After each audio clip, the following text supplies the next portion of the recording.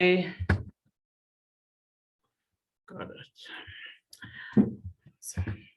it. Today we're going to do chapter 121, Kuf Chaf Aleph, and it's also a very well-known chapter of Tehillim, one that you will recognize easily. So this chapter 121 begins with the words Shir La'maalot, and it is the second one of the 15 chapters of Shir La'maalot. And Shir La'maalot literally translates as songs of ascent, or songs of going up, songs of elevation.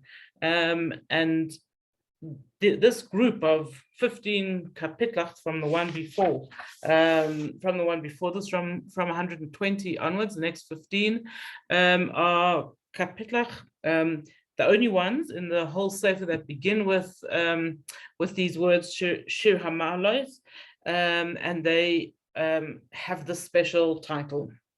So we want to understand, before we actually look at this one, what it is. Why 15 of them, and what is a song of ascent? What are we talking about? So first of all, the Zohar tells us that the number 15 is the number that it takes to change from one state of being to another state of being. So probably the most timeless example of that would be the Pesach Seder. At the Pesach Seder, we come in as slaves with a mentality of slaves, and we leave the Lashana Haba, we leave the Seder as free men, and it takes us 15 steps to do that. Kadesh, Urchatz, Karpas, Yachatz, step by step, until we're able to reach the 15th step, which is we are now free men. There are lots of things that when we need to change that are in this thing of 15. So also in the Pesach Seder, when we list all the good things that Hashem did for us, we say Kama Ma'alat Torah, how many nice things did he do for us, and we list 15 different things. Interesting, when the Kohanim bless us, which is the highest prayer that one human can give, the highest blessing that one human being can give to another, there are 15 words. When a woman counts the days to go to the mikveh, she does 15 bedikot, and then she is ready to go to the mikveh. That's the hefsek, and then the 2 on each day until she gets to the mikveh. So 15 steps to go from a state of impurity to a state of purity. When we say Shema every morning, we say the words Emet v'yatze v'yachon nachon v'kayim. There are 15 words of describing Hashem. And most famously, and I think the one that applies to these Shir La'maalot is the most, is that in going up towards the Beit HaMikdash, there were 15 steps when a person came to the Beit HaMikdash, and also in between one section of the Beit HaMikdash and the other, there were 15 steps that the Levim went up and down, and they went on each step, they sang one of these Shir La'maalot. This was particularly during the Simchas Beis Hasha'eva on Sukkot. So it's a little taste of the bigness of the number 15 in Yiddishkeit. Why are they called Shir La'maalot? What is this concept of a Shir La'maalot? And Chazal tell us that simply saying these 15 chapters elevates you. Whether you realize it or you don't realize it, just the act of saying these 15 chapters raises us, makes us higher, and that's why it is a custom to say these 15 chapters on Shabbos afternoon after Mincha, between Sukkot and Pesach. I'm not sure why not after Pesach, but maybe because then we say Pirkei Avos, and so we're going to have some time for sleeping. I'm not sure why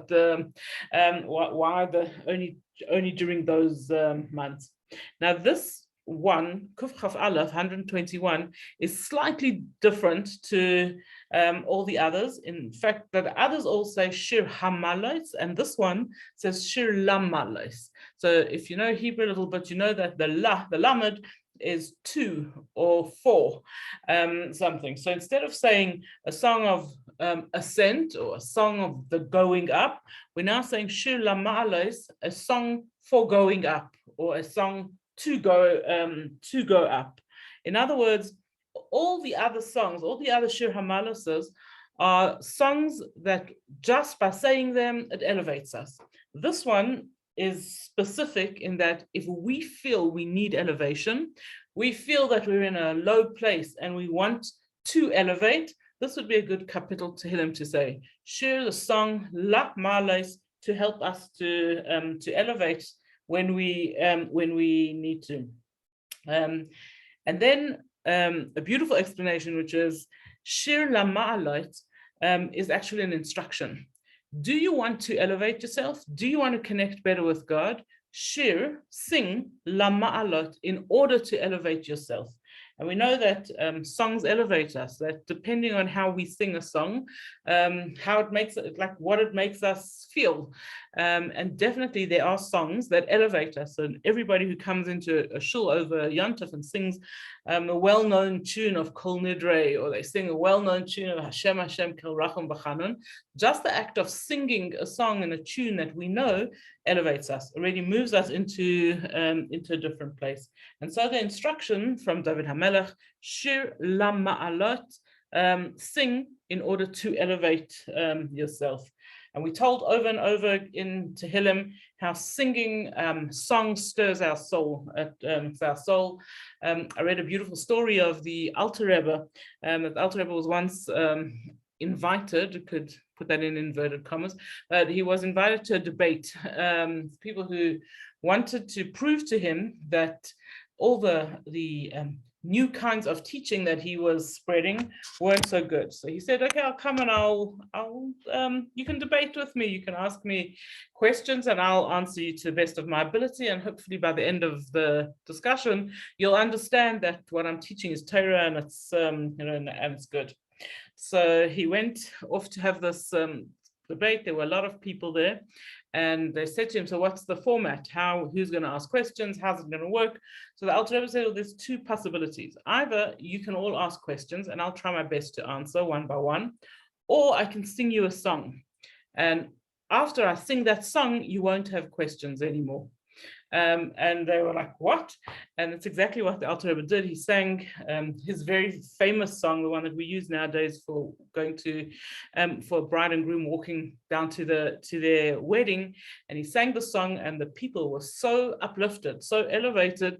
And they said, somebody who can sing like that, for sure, what his teachings are, teachings of Torah. So Shir La'maalot, sing, and this will elevate you. This will raise you. This will stir your soul. It's interesting that although this kapitel of Tehillim comes second in the order of the Sefer Tehillim, when the Levim sang the Shir Ha'maalot in the Beit HaMikdash, they sang this one first, and then only the next one. Just to give a little bit of background to this, Yaakov, our father Yaakov, is the one who is credited with the writing of this kapitel of Tehillim. And just to put it into like physical understanding of what was happening, Yaakov has just run away from his father-in-law. He's got his wives and his children and his flock and his servants, and he's left quickly while his father-in-law is away. And then his father-in-law catches up with him, and his father-in-law is burning mad at him. Anyway, they have their words, and finally his father-in-law leaves, goes back home, and now Yaakov is starting to continue, turn around, continue his way into Israel. And as he looks ahead, in the not so far distance, he sees Esav coming with his band of merry men, all 400 of them, coming to fight him. He knows that Esav is not coming to welcome him, the greeting party. So here he is in the mountains. He can't go backwards, he can't go forwards, and he's petrified. And he says to Hashem, Esa eina el harim, I look out into the mountains, ma'ayin yavo ezri, where's my help going to come from? And so famously, most accepted is that he's the one who composed this chapter of Tehillim. So what is he saying? And let's take some lessons for ourselves, understand this chapter of Tehillim at a little bit of a deeper level. So what does it mean when he says, Esa einai el heharim, I lift my eyes to the mountains, me'ayin yavai ezri, from where's my help going to come? And the commentaries discuss this a lot. Like, what does it mean I lift my eyes to the mountains and I ask where's my help going to come from? But the point that I want to share with you is from the Radak, actually, where he says, what is Yaakov or David HaMelech saying when he says, I lift my eyes to the mountains, where is my help going to come from? This is actually a statement of absolute faith. He wasn't saying, I want to see if Hashem is going to help me. He says, I just want to see how Hashem's help is going to come about. I lift my eyes to the mountains. Ma'ayin yavai ezri, from where is my help going to come? And then the various commentaries discuss what are these mountains that we lift our eyes to. So we're in any kind of difficulty, trouble, sadness, and we're feeling low, and we're looking towards what? Esa einai el heharim, we're looking towards the mountains, wondering how we're going to be helped. How are we going to get out of this deep trouble, this situation that we find ourselves in? So the first explanation says, or the first one I'm going to bring, says that Heharim, the mountains, is talking about the governments of the world. The ministers, the kings, all those different countries, and we look to them to see how our help is going to come. And this is not a positive reaction. I've got troubles. Israel's in trouble, let's say. Where are we going to look for help? Let's see if America's going to be on our side. Maybe we could sign something.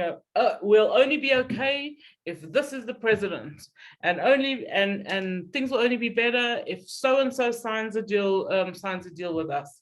So the commentaries explain to us that we do have to have regular, ordinary things like natural things put in place in the hope that that is going to help us. But that's not where we should put our trust.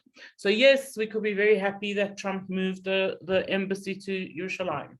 And we can be very happy that somebody else signed the Abraham Accords. And we can be happy with all of these various positive looking things, but we can't put our trust in any of that. Our trust, says David HaMelech, is the next words, Ezri me'im Hashem. Help comes only from Hashem. And we've got to know that sometimes Hashem sends help through these various mountains, through these governments and kings and etc. But the real help is coming from Hashem.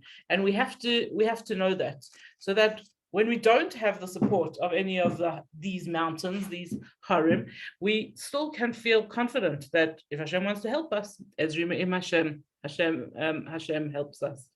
And again, a good example of that from our Torah sources is from Esther, where Mordechai says to Esther, go and talk to the king and get the Jews out of trouble. And Esther says, you go daven. You daven and I'll go and talk to the king. If the help was going to come from Achashverosh, and Achashverosh was going to be the one who was going to kill Haman, then what do Jews need to go daven for, right? They didn't need to do that at all. And in fact, the commentaries on the Megillah say that that's why Esther delayed, and she made parties and whatever, because she wanted to make the Jews a little bit nervous, so that eventually they would say, no, the help is not coming through Esther and Achashverosh. We have to turn to Hashem ourselves. So Esa einai el heharim, when we look for help, we have to know that while help might come through those physical things that we're looking at, our real help, our true help comes, Ezri me'im Hashem, our help comes from Hashem. And this applies to each of us in our own lives as well. The Al-Sheikh says each of us have to look into our own lives, and we have to ask ourselves, what is it that's giving me trouble right now? What is it that's making me feel this way? And how can I help myself? He says a person has to know, Ezri me'im Hashem, that our real help comes from Hashem. But we want to know, how can we reach this level?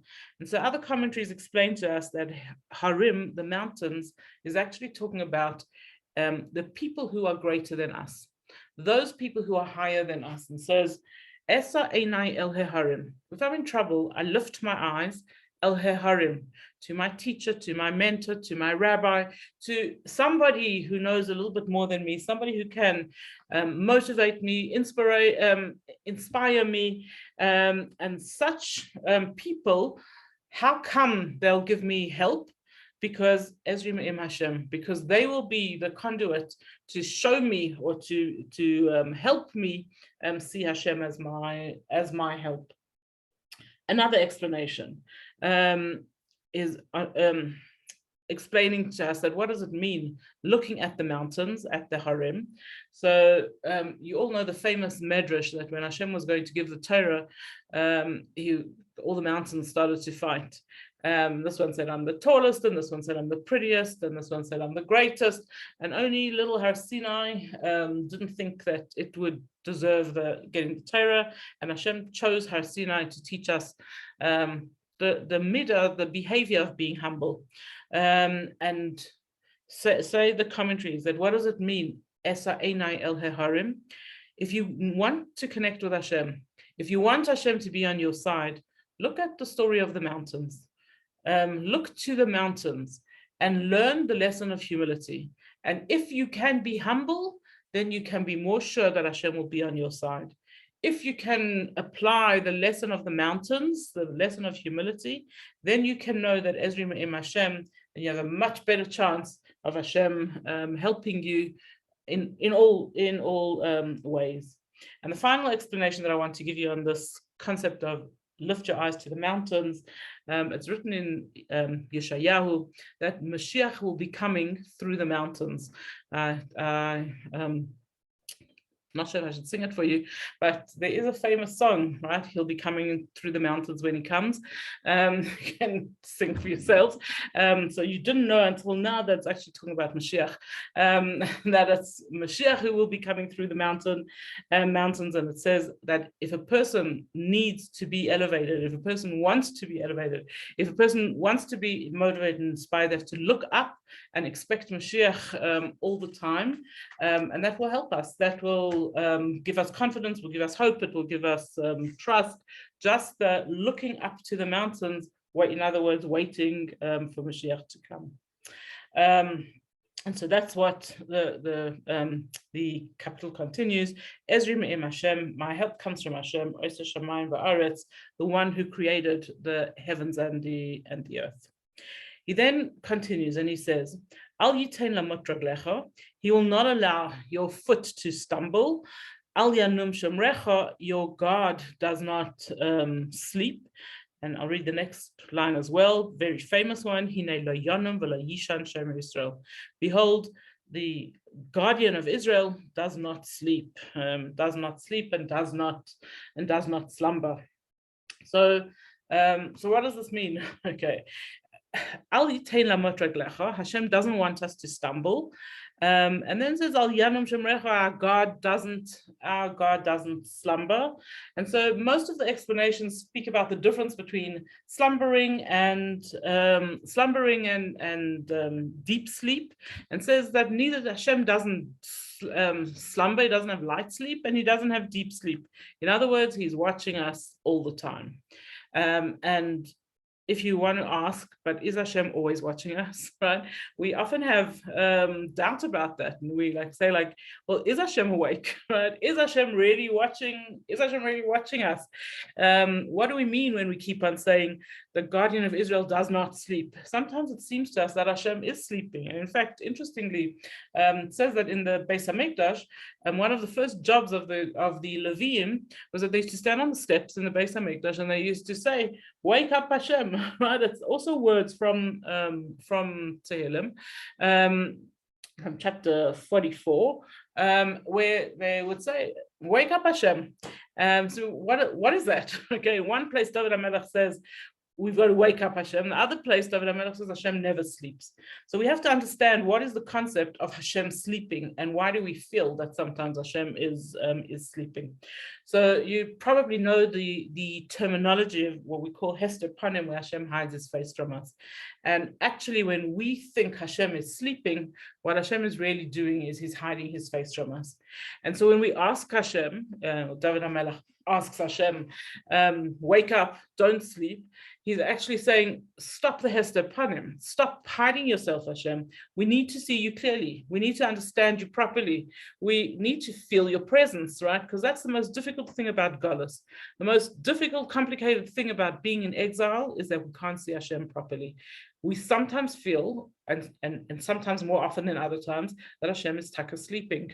And so we originally say, wake up Hashem, we can't take the Hester Panim anymore. So what is this over here when we say Hashem doesn't sleep? Because we are seeing Hester Panim.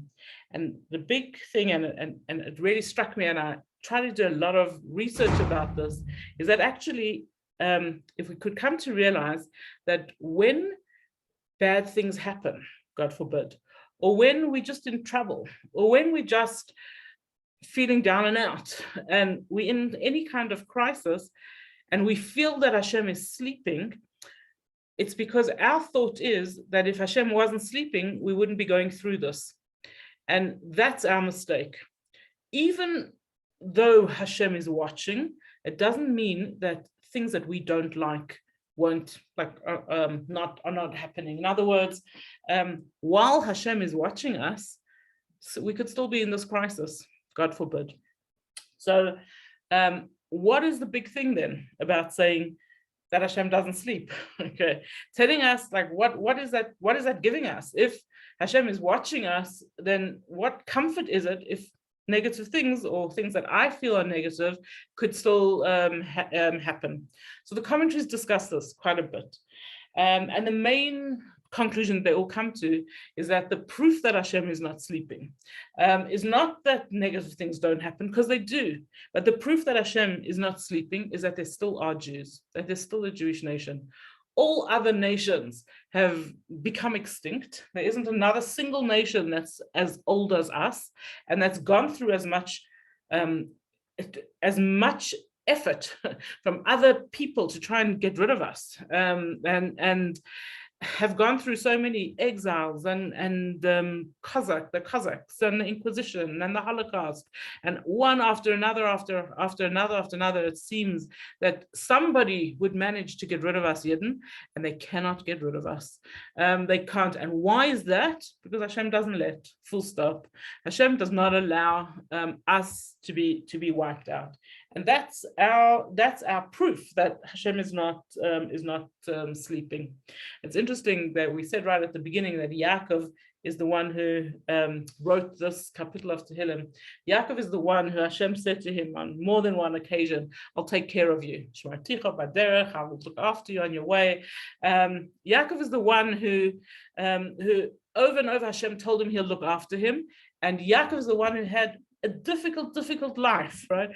Again, Yaakov, just like he was our father, who also had his brother chasing him, he had his father-in-law chasing him, he fought with Shem, he had so many difficulties in his life, and he's the one who's able to compose a chapter of Tehillim that says, "Hine lo yonum v'lo yishan shemer Yisrael." Look, Hashem doesn't sleep, right? In other words, no matter what I've been through, I know that Hashem doesn't sleep, and proof of it is that I exist. That here I am.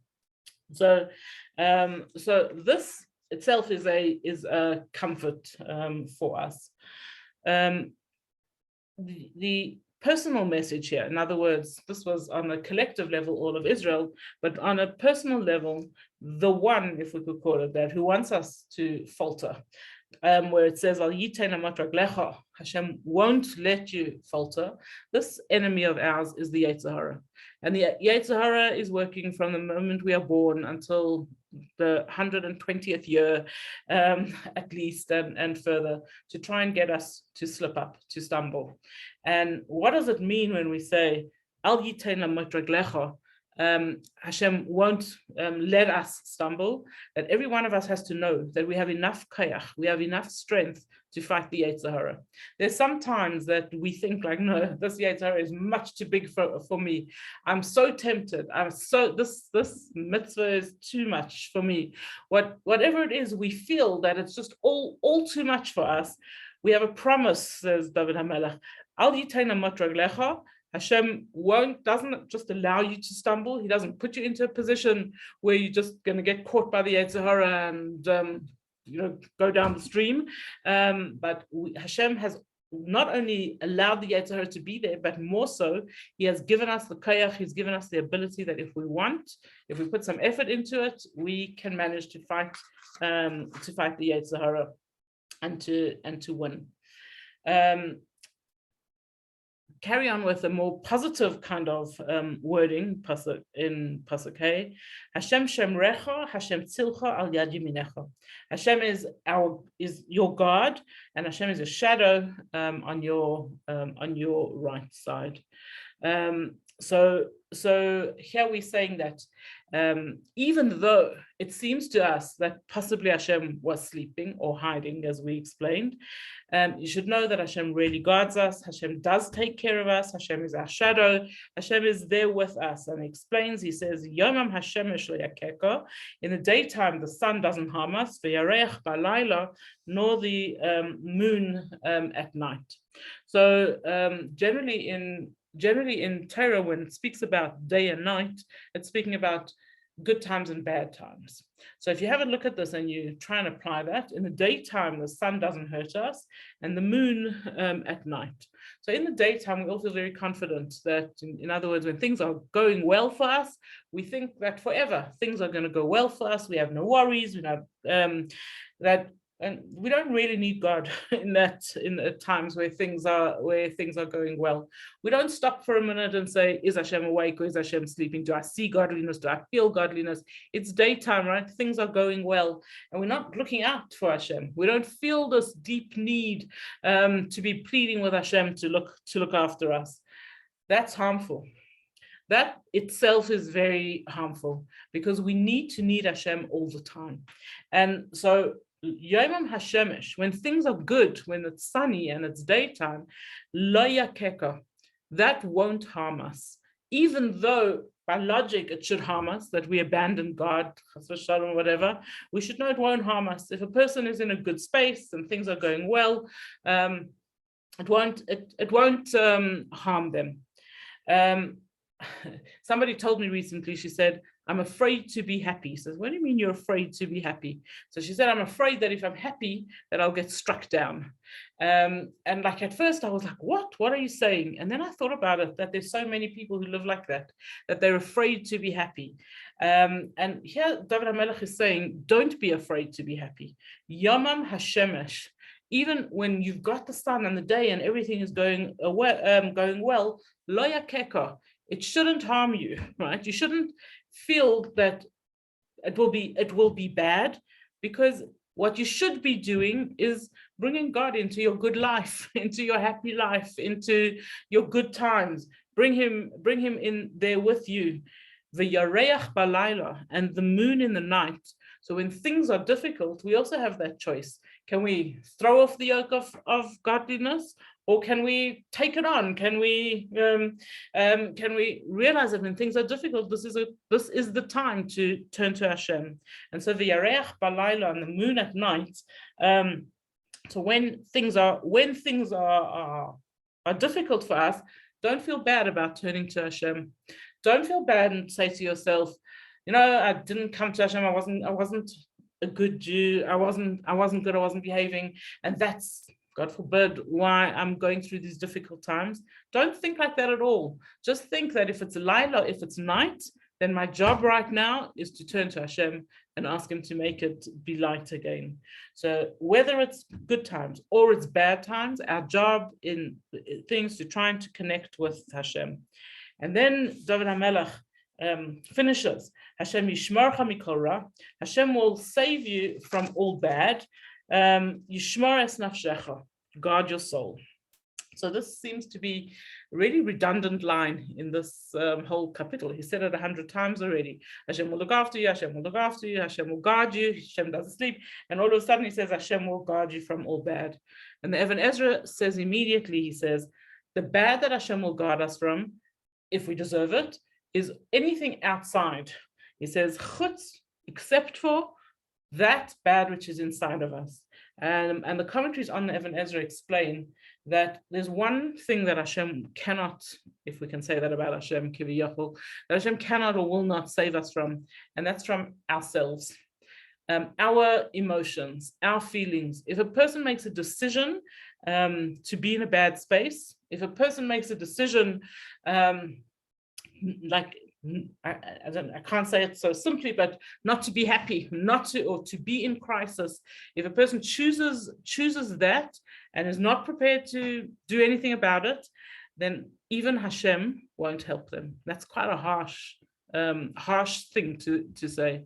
But Hashem Yishmarcha mikol ra, Hashem can help you if you help you. And so he says, the next part of the pasuk is actually an instruction to us. Yishmor es nafshecha. You guard your own self. You have to do what you have to do in order to get Hashem to help you get into this better space, into this, to relieve you from the crisis that you're in now. And then he finishes obviously with a really positive message for us. He says, Hashem yishmor tzeischa uvayecha. Hashem will guard your goings and your comings. In other words, Hashem is there all the time, all of our lives, whatever we're doing, Hashem is there with us. Tzeischa uvayecha, whether we're going out or we're coming in. Me'ata, may he be there from now, va'ad olam, and forever. In other words, until Mashiach comes, may it be speedily in our days, please God. That's a little taste of what this kapitel of Tehillim is speaking about, Kuf Chaf Aleph. It's talking to a person who is feeling down at the moment and saying, lift yourself up, okay? And why should we lift ourselves up?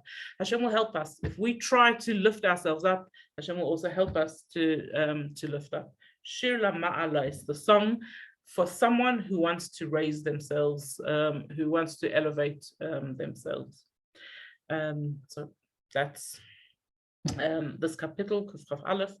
If you have the custom to say the Rebbe's kapitel of Tehillim every day, then this will be one that you will be saying every day for the next year, please God.